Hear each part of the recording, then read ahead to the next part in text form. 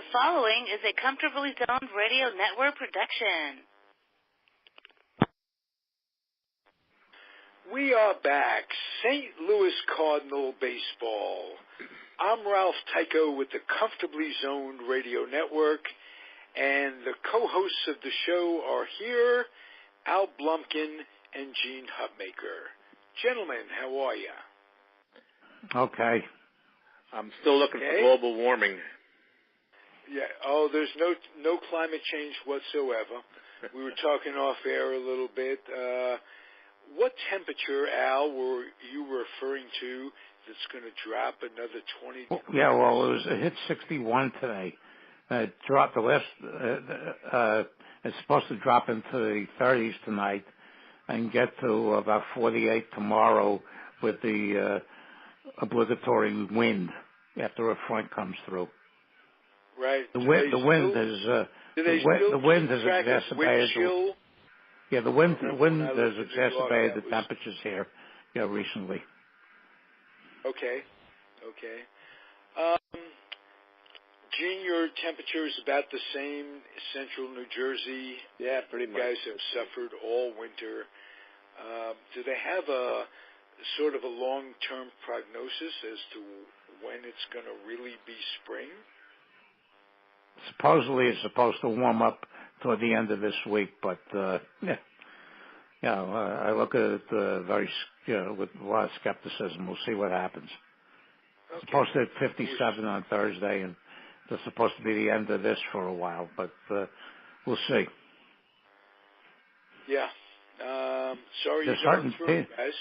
There are certain teams that haven't played games in over 40 degrees all season yet. I'm watching a game, and Talie says, "What is that on Altuve's neck?" He's got they have a scarf that comes halfway up a guy's ears now. And, yeah. Supposedly that helps. They've also got some new age clothing going on with thermal stuff that supposedly keeps these guys warmer.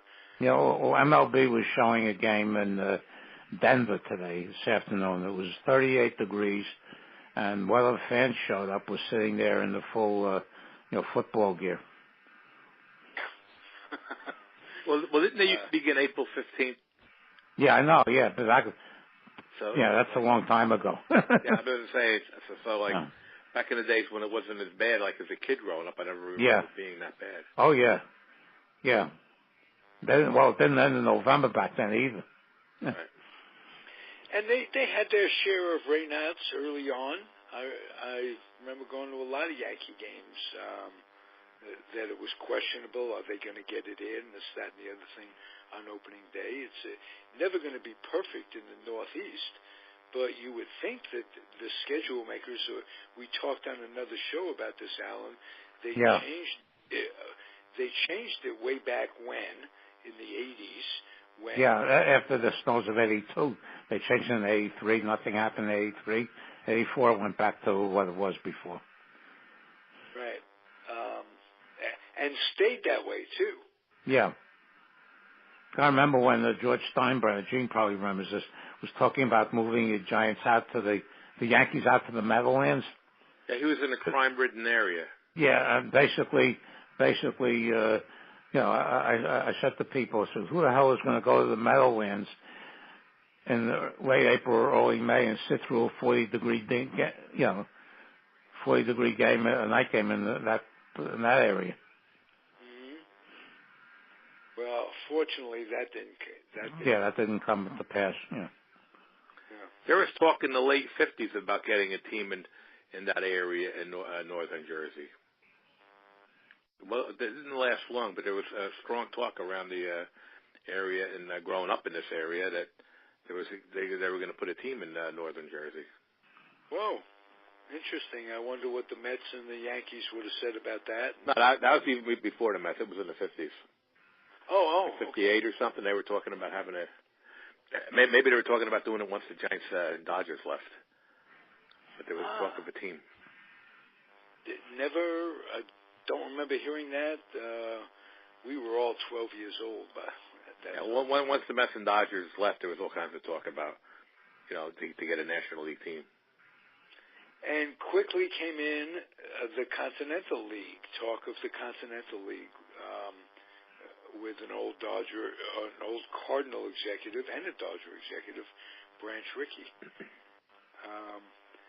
Do you recall how that got started, Al? Oh yeah, because there were places that wanted Major League Baseball, and they created this league which never came to pass. Eventually all the teams that were in that league got Major League teams except for Buffalo, which can't get a team because, Toronto blocks it because it's too close. But it was a wedge, and that, and then when the National League, there was talks of teams like the Pirates or the Reds moving to New York. And when that didn't materialize, that's when, they essentially forced the expansion of the National League into New York. They forced their hand. And it worked because quickly they went 8 teams. When I say quickly, if you look at it on the face of it, we've got 30 teams now. 30 baseball teams. Incredible expansion.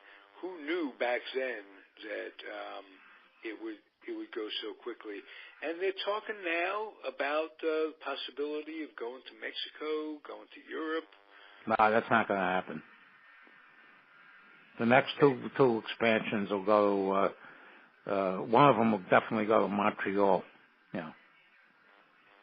But if they do that, then they're going to have to set up 4-team divisions like they have in football. It would be totally chaotic. Well, it's unbalanced at this point. Yeah, but, 4 8-team divisions will be just really untenable. 8 14 divisions, Okay, let's keep this Cardinals, and I want your impression of the first, I guess it's about 10, 11 days of the 2018 season, Gene Hutmaker. Well, I wasn't impressed with Wainwright. I was hoping he would have a good chance. Well, it was only 3-1 the game, but I thought he'd be doing better. I saw him being interviewed earlier in the spring training. And then their hitting isn't there's a lot of flack about Carpenter. Where they're going to put him. Munoz playing third. But it's still early. You got to wait at least until May before you can get a better assessment. Like Goldschmidt's hitting 0 or something like that. So you just can't get a true assessment. But right now they're mediocre. But in that division, the Cubs look like they're going to probably be they got to battle Milwaukee probably. Pittsburgh got off to a good start, but you really don't have to so-called worry about them. It would look like so. Well, let me ask Al Blumkin about that. You're a Pittsburgh. They're 5-1. Admittedly, they played the Tigers, and right now they're playing a 4-game series in Pittsburgh with Cincinnati, which those two teams are not exactly powerhouses, but I'll take them. I'll take the wins wherever I can get them. I'm not proud. But again, they're playing well now, but it remains to be seen when they start getting, playing teams that are after this weekend with the Reds. They go into Wrigley Field for 3 games, so we'll see what happens with that. Okay. But right now, I'm pleased with the way they're playing, but again, it's still very, very early. I also wanted to mention that this current Sports Illustrated has a huge article. I haven't read it yet on Tommy Pham. Tommy Pham, the Cardinal outfielder. Oh, okay. I will look at that. Is that online? Did you get that? Probably, yeah. I still get the hard copy, but it's probably online. Okay. Gene they didn't pay him. He didn't get his due payment type thing, where John got a big contract. But John is a lot younger. Yeah. Yeah, I know. If Sam got the age, you got to. Nowadays, these people, they're not going to be looking for people that are over 36. Yeah. All contracts, I think, will end by the time a guy's 36. Like, Cano's still got 5 years to go, and he's 35. Yeah, Pujols has 4 more. I think he's 3 or 4 more years after this one. Yeah. Hey, Bobby Bonilla is 56. He's still getting paid, eh? Yeah, July 1st is Bobby Bonilla Day. Yeah. And there's a bunch of others. The Braves cut Scott Kazmir they got from the Dodgers. He's getting paid over $15 million a year this year not to pitch. Whoa. Was that a guy who ever flamed out? He had some high hopes. The Mets had him for a while. Yeah, Tampa Bay, the Dodgers. Yeah, they signed the Dodgers signed this guy to a 3-year, I think $45 million deal. You know, they got rid of him after 1 year. I don't know why the Braves took him, and they cut him before the season started. And did the Braves, when they took him, assume the bulk of the salary? I assume so. They didn't say. Okay, so either the Dodgers or the Braves are on the hook. And, you know, when fans look for teams to sign players and give out the bucks and what have you, they don't think about the overwhelming amount of failures of pitchers to live up to their expectations in their contracts. Pitchers especially. It's much easier to get a line on hitters, and I'd risk money on a long-term contract on a hitter long before I would on a pitcher. I can't think of very, very many. The guy who comes to mind is Catfish Hunter. First and foremost, there have been others, but not all that many pitchers who have succeeded on long-term contracts. So there's a pitcher that the Cubs like the other way who went to the Braves named Greg Maddux, who did fairly well. That's true. That's very, very true. And, you know, his brother is supposedly the best pitching coach in baseball. I read that somewhere. He's the most renowned guy in that respect. So, what do you look for the rest of the year? And I'll ask you both the Cardinals and the Pirates.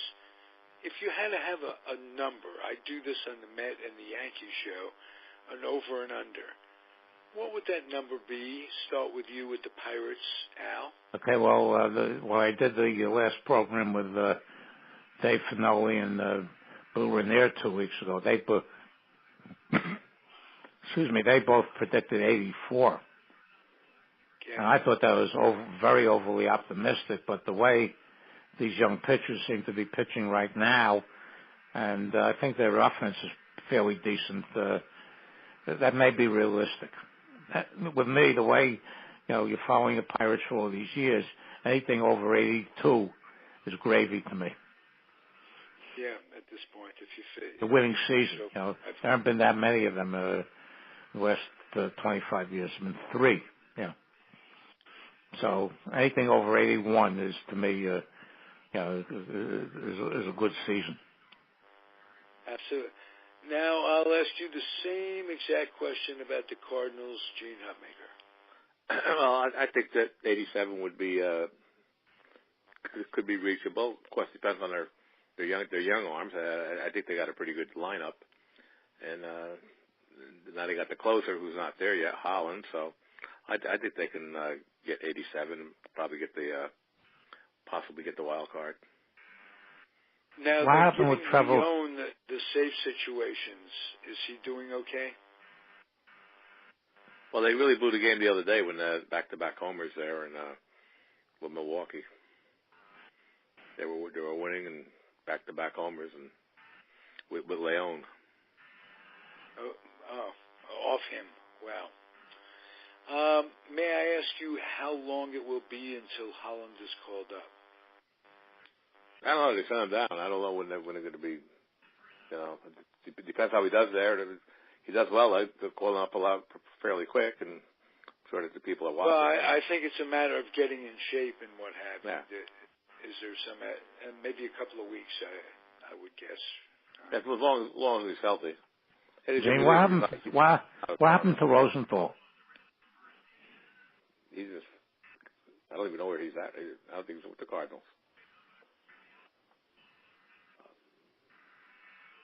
Okay. He just fell apart very, very rapidly. He was dominant, and all of a sudden he was like, fell off the table. That's the thing with closers. Yeah. Look, we don't know how long Kimbrel might be like the best, but how long will he be, around? Right now, he looks like, Jansen of the Dodgers has been struggling. He was supposedly a sure bet for if you were going to pick a closer in your fantasy league, that would be the guy to pick. And he's struggling. It's impossible. I can't imagine what organizations must go through trying to put together a bullpen from year to year and predict how they're going to do. Well, one of the things is I was discussing this with a couple of friends of mine over the last few days, is that the analytics suggest that pitchers can't go through an order the third time. That's why they pull starters so early. But you can't expect, you're using 4 relievers a game. You can't expect these guys to be sharp every time you bring them out. You put them out there. Oh, okay. Isn't there it's insane. To me, it's insane. Yeah. There's got to be a graph that crosses. You're not going to get as much out of a starter after he's going through the lineup for the first 2 times. Third time, statistically, you won't get as much from a starter. But don't you have to take into consideration, without making a flat statement, that the starter comes out after going through the lineup twice? Don't you have to take into consideration the strength or the weakness of the relief pitcher that you're bringing in? Even though your starter's not as effective, chances are he's going to be more effective than the relief the long man relief pitcher that you're going to bring in, who didn't make the starting rotation. Now, long man now is 2 innings. Okay, yeah. Well, it wouldn't be if a guy just gets blown away in the first inning. Bring a guy in first or second inning, you're going to expect that guy to go more than 2 innings. But I know what you mean. You bring in guys in the 6th, 7th, new guy in the 8th, new guy in the 9th. The Mets did something yesterday which totally blew me away. Jay Bruce hits a grand slam home run at the top of the 7th. They go ahead 8-2. They bring in Blevins, a left-hander, at the bottom of the 7th. He gets 2 outs with no trouble, and then they take him out. They take him out of the game. 6-run lead. They take him out of the game. 2 outs and nobody on. They pull him. Was he facing 2 lefties for the? What does it matter? You have a 6-run lead. Nobody on base. I know that, but it's crazy. Yeah. There's a lot of strange moves like that's going on, and it's like, don't know why. Yeah, somebody said that Gabe Kapler, the Philly manager, would have pulled Lawson out after 5 innings of the perfect game of the World Series. That was a different time. So. I know, yeah. But in the old days, you didn't have his team. Quality. I'm wondering if he's going to lose his clubhouse over that gaffe. Because these guys, he's a very intense guy to begin with, and players don't like that. And when an intense guy does something stupid, I know it's group dynamics, but we'll see how that works out. That was I'll throw a question to Gene. For a couple of years, the Cardinals brought in this manager, Vern Rapp. Yeah. You remember him? He was terrible. I think he went to the Reds, and he was terrible there, too. Yeah, he was disciplinarian and that kind of thing. And even society's changed in a certain degree. Even when I started in 1963 at the post office with the authoritative supervision, that it was like you do what I say and blah blah blah and so forth and so on.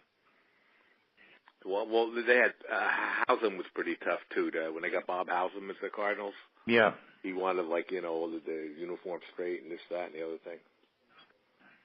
I was able to do that in Cincinnati. But another one the Cardinals had that was very disliked. I've read was Solly Hemus. Well, Hemus had a problem with the black players because he grew up in the era when you could call people their ethnic slur, and that was part of the game. And then he mistaken Gibson for somebody. I forgot. Gibson or Flood. He didn't even know which one he was talking to or something like that. God. But I met Hemus at a couple dinners. He was really, really a good guy. Of course, he was a lot older than the BAT dinners I went to. And naturally, he was one of my favorites. He was known as Mighty Mouse back in 52-53 when he led the league in run scoring. Yeah. But the thing is that he was on came the from first the South. baseball card I remember seeing as a kid in the television card thing. The Bowman 55s, Bowman 55. That I was 9 years old, and as far as I remember, that was the first card. And Solly Hemus was also the first third base coach for the Mets, the original Mets. Yeah. So I always wondered why, when I was a kid, after 53 or 54, they replaced him with Alex Grammas, who couldn't hit. He was highly touted. Grammas was highly touted. And he's probably a better fielder, but Eddie Casco too. Yeah. In fact, they moved Kembora to the center field to put Casco at third. Yeah. And they shipped Casco. That lasted a year. Yeah. And actually, I'm a big Kembora guy. He was the second best center fielder in the National League behind Willie Mays. Really? Yeah. But they put him back at third when Casco was. And once Kurt Flood came, that was like Well, Flood was stuck behind Pinson in Cincinnati, and the Cardinals gave up 3 nondescript pitches for him. Yeah.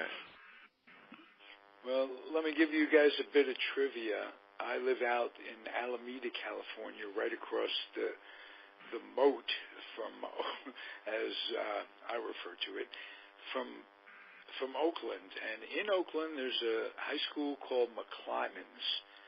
And in their outfield, at one time, they had Frank Robinson, Kurt Flood, and Vada Pinson playing. Their careers crossed only for that 1 year, but they played a lot of American Legion ball together. That's the high school that Bill Russell came out of. So just to give you an idea that Oakland had a connect to Cincinnati. They had a scout, and I can't think of his name, but he ran the American Legion programs, and he was like a bird dog scout to Cincinnati. And a bunch of guys got signed in that racist organization, which was Cincinnati. All their farm teams played in the deepest of the South, and St. Louis was a racist organization too. Let's face it, different times, but if you read David Halberstam's October 1964 about the 1964 World Series, I read it a few times. The table was turned. The Cardinals had Bill White and Lou Brock and Kurt Flood and Bob Gibson, and the only one the Yankees had at that point was Elson Howard. They were Downing. Yeah, Downing. For that. Thank you. Yeah. But the Yankees were... The Yankees were the second worst team, the team that came to integration. No, they were the teams that were worse. Phillies were worse. The Tigers were worse. The Red Sox were worse. Okay, well, the Red Sox, I was thinking of them being the worst. Phillies integrated before the Yankees. No, they didn't. They were the last National League team. Did they have Amaro? No, they had they entered in 1958 or 59. They brought up a black infielder by the name of John Kennedy. And the Tigers were after the Yankees in the American League. They didn't have anybody until Ossie Virgil. I think the first American black they had. Well, White didn't want black fans to integrate with his Westchester people. Yeah. I think Jake Wood was the first black American to play for the Tigers. Yeah, from Elizabeth, New Jersey. And he had a very, very good year in '61 and faded quickly after that. Yeah. And then the Tigers did very well with integration after that. Willie Horton. Earl Wilson played with. Yeah. Gates Brown. Brown. Hey, may I mention a book as a bibliography for this? And I'm sure Al, who's read every baseball book, not quite imaginable. It's They Crossed the Line. Yeah, there's another one that I read a year or two ago. The integration of Major League Baseball, it goes team by team. Oh, okay. Well, chapter in there for the original 16 teams. There's a chapter on every one of them in the order they brought black players in. Yeah, this is done Brooklyn was good. A little bit differently, Yeah. But what I admire about this is that it is absolutely correct factually. I have gone to that book as reference. I've cross-referenced over the years, and those two gentlemen who's I'm away from the computer, I'm away from the library, I can't think of their names. They were absolutely right on factually. So, great book. And what was the name of the book you talked about, Al? The Integration of Major League Baseball. Okay. Do you remember the author? No, I have it lying here. I can look that up. Okay. Well. But he goes team by team. I found it pretty accurate from what I remember from the baseball cards that would come out. With tops especially because Bowman was tied into the old line players for the most part. Oh boy, I just thought of a question to ask both of you guys because you're both basketball nuts, and this is off the subject of what we're talking about, but we're all three sports nuts. Do you remember Jet Magazine would come out every year in the basketball preseason with an issue that that broke down the African Americans that were playing and give scouting reports and pictures and because we didn't get the small teams, we didn't get much information about the small college players, guys who came from the South, Sam Jones, those guys. And Jet Magazine had a great NBA basketball issue, and I'm just wondering if you guys remember that. This is the first I've ever heard of it. No, I used to get Dell. Oh, yeah. It wasn't the only. Of course, it wasn't the only basketball mag. It wasn't really. It just had an elongated article about the NBA. Jet wasn't a basketball magazine. Well, the black schools in the South had good teams because they couldn't go to the black Southern colleges. So, like the Gramblings and the Winston-Salem and so forth, they had better teams because they could go to the Big Ten or something like that, or they could stay home and play for the black colleges. And they were a lot more powerful than they are now, because now Mississippi State, and who couldn't even play against the black team, is all predominantly black. And the first two black Cardinal players were a first baseman named Tom Alston, didn't last very long, and Brooks Lawrence, who went on to bigger success with the Reds. Well, he was 15-6 his rookie year. Yeah. And then I was hoping he'd be another Newcomb. Yeah, he had a couple of big years for the Reds. He also 18, 19 games for. Yeah, faded fairly quickly. But the whole thing was they couldn't even room. Lawrence, and we'd have to go to the Joe Reichler book for that on trades. So I'm at a disadvantage, but I'm wondering, because that was a horrible trade for the Cardinals. Well, he didn't have that good a year when they traded him, so. If you were black and you didn't do good, you weren't they wouldn't hang on if they would as long for a white player. Yeah. Crazy world we come from, and if you think it's a crazy world now, everybody's going, well, back in the 50s, things were so peaceful, this, that, and the other thing. Nope. It wasn't all that great. Governor Forbes. Yes, absolutely, all that stuff. Wow. I heard stories from guys in the Army. When I was in the Army in 65, the stories I heard about the South, oh, my God. My father used to sell jewelry, and I went with him to the South and Southwest. I went with him for the summer of 1958. Arkansas, Oklahoma, Texas, Louisiana, Mississippi, Georgia, Alabama. I was 15 years old. Some of the stuff I saw I couldn't believe. Yeah, well, the signs on the bathrooms, isn't it? Oh, yeah. Men, women, colored, yeah. Right. And Jews, too. You see all over the South. Well, I went to a Southern Association game in Atlanta between the Atlanta Crackers, which was a Braves farm team, and the Birmingham Barons, which was a Tiger farm team. And whenever blacks showed up, they stuck them in the right field bleachers. Seating was segregated. And of course, that league fell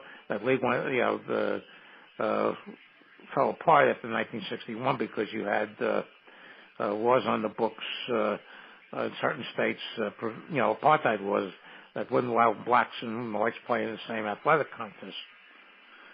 And the South was out without a major minor league until 1964, after Johnson rammed the Civil Rights Bill through. Right. Something that Kennedy could not and would not have ever gotten through. Couldn't have done it. But the thing is that that's when there's this, the Southern League that's existing now was created, and they went back into a number of the Southern Association cities. Now some of the Southern Association cities like Memphis and Nashville are in the Coast League, or in AAA, and you've got Atlanta being in the major leagues. Yeah, they have a funny way of competing in the AAA. They have the International League and the Pacific Coast League. Yeah, Nashville and Memphis are in the Pacific Coast League. Right. Last time I looked at the map, Tennessee was not bordering the Pacific Ocean. No. Well, the one good thing of the Dodgers is they had the team up in Nashua or whatever, where they put Campanella in, because they weren't racist up there, and rather than put like some of the stuff I heard about Curt Flood that he had to put up with. Curt Flood was the best player in the league, and all the stuff he had to put up with. Oh, any black that came from northern or western city wound up doing time in the Class A South Atlantic League. That's where Frank Robinson was there for a year. I think Flood was there for 2 years at Columbia, South Carolina. And if you want to talk about the extreme prejudice in sports that I've ever heard of, that's in Boston, in the Northeast of the United States of America, as far north as you can possibly get.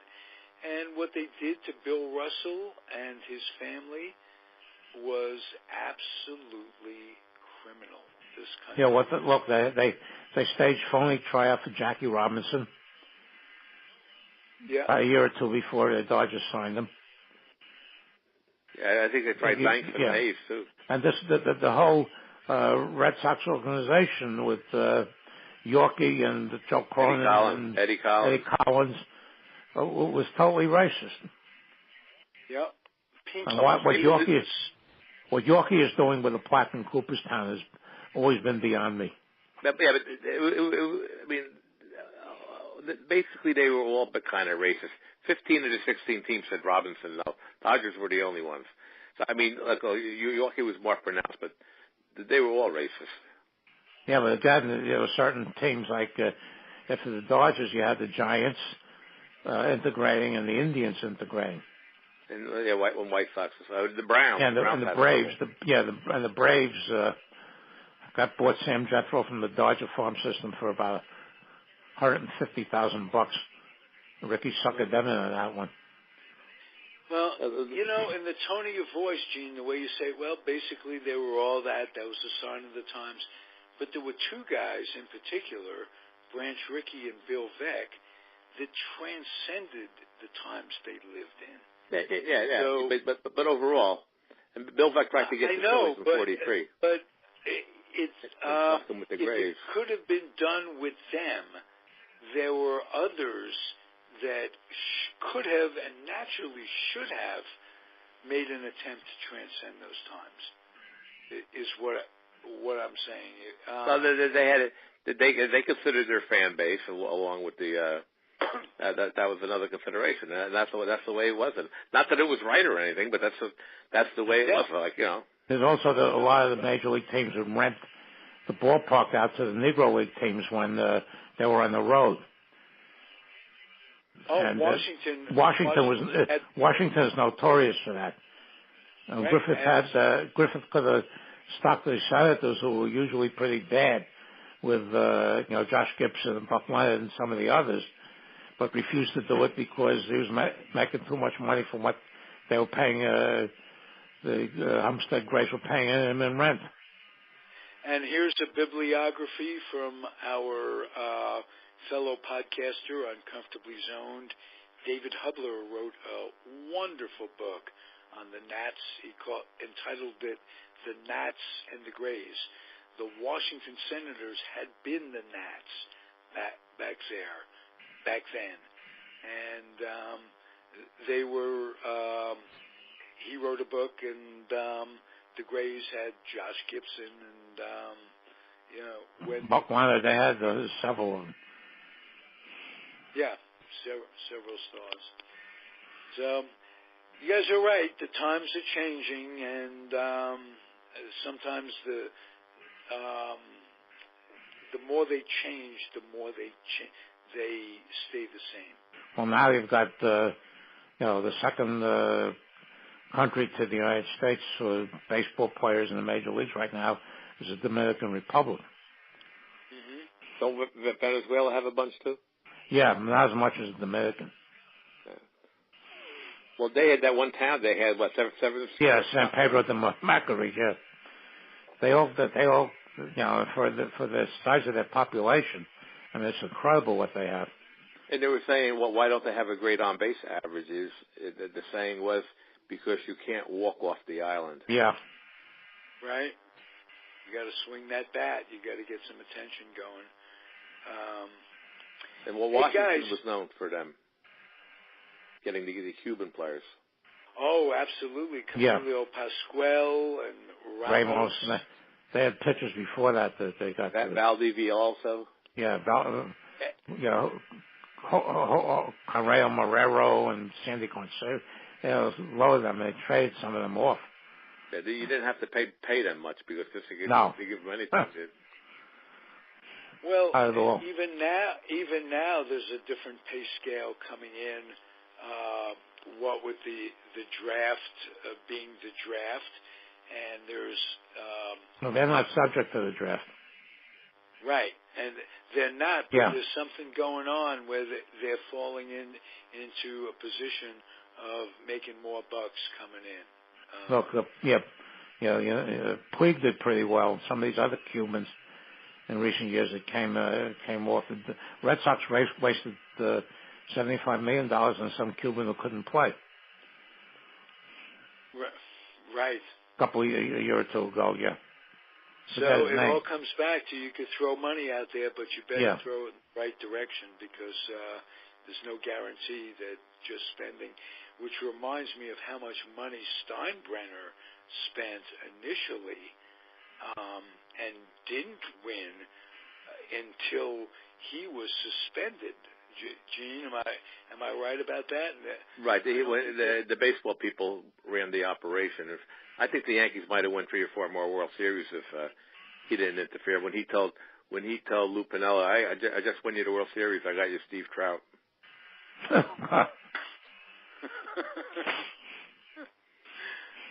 I mean, didn't they leave? Al Rosen left, and bunch of them, like, problems with Michael, and Yeah.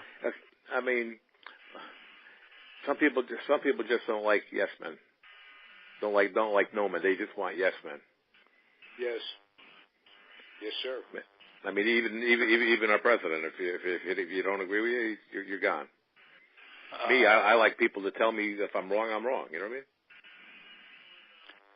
Yeah, but you can keep them around, and you could be wrong, and you could debate stuff. You don't have to just clean house every time somebody comes up with an idea that you don't like.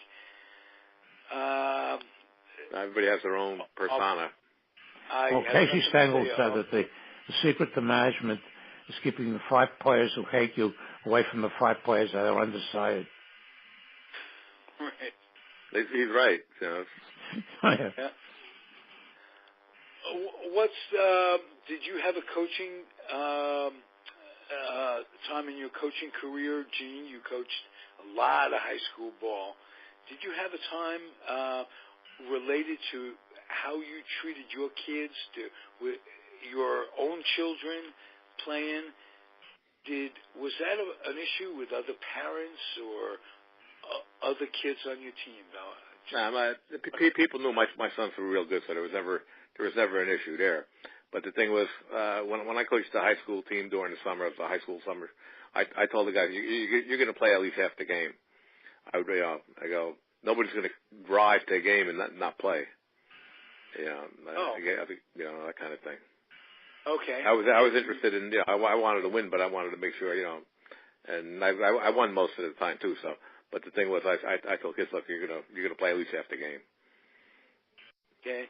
Now let me ask you this: did you have a protege that came along and coaches maybe now that coached after you and played for you and learned from you? He wasn't really. I took over the Legion team when we had we body slammed an umpire, and so I had to take over the team. And the pitcher I got there was Jimmy Stoops, who pitched for Colorado Rockies a few games. In fact, he beat the Giants that one year when they finished one game behind.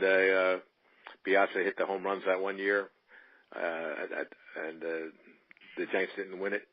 Well, Jimmy Stoops beat him in relief. Jimmy Stoops pitched for me one year. Wow. He was like in about 3 or 4 games for the Colorado Rockies. Nice. So I did have one guy. What do you miss most about coaching, Gene? I love not making phone calls. Okay. But I'm in the school and I'm coaching during lunches. I'm coaching the whole day long anyway. I coach I tell the girls softball. I tell the guys baseball, and I don't have to make phone calls. And I don't want to see us lose, but it doesn't affect me like it used to. Especially with the football, like we won 3 state titles in the past 6 years, and I'm the promoter, so I'm busy with that. So I'm still involved with the kids. But when I did stop though, and I was umpiring after I stopped for 15 years, but just to rapport with the kids, and I have a pretty good, I give them the truism, I try and put them on the right path. And you have a passion and a love for the game that shows through, and that's contagious. So, nice. Yeah, well, I have the doubleheader tomorrow, so I gotta see what they're doing, and So. Yeah, I hope the weather breaks for you. But I just talked to all my pitchers from the freshman year through our varsity that it's location. That's the key. Absolutely. Yeah, some guy named Seaver who used to preach that also. And deception too. You know, you could throw 100, but if they know it's coming, If it doesn't move, also, if you have no movement. The Pirates had some relief pitcher a couple of years ago, and they threw 100 miles an hour, but absolutely no movement. He didn't last very long. Wasn't Lem Barker like that? Yeah. I remember that name. Lem Barker. Yeah, his main claim was a no-hitter. Yeah, he threw a perfect game. But was it the during Braves the strike year? During the strike year, 1981, he threw a perfect game before they went on strike that year. All right, guys. This has been, as usual, enjoyable for me. It is like hot stove baseball through the season. How about that? Not a bad way to go. Gentlemen, The only thing I want to say is that this season is only a little bit over a week old. That's insane already. Okay. Houston looks good. All right, we'll be back next week, same time. Alan, say it. Same bat time, same bat channel. Beautiful. 8 o'clock. Be well, gentlemen. Okay. Thank you Take for care, listening, guys. everybody out there. Okay. Comedy Bye-bye. Zone Radio Network, Cardinals Baseball. Adios.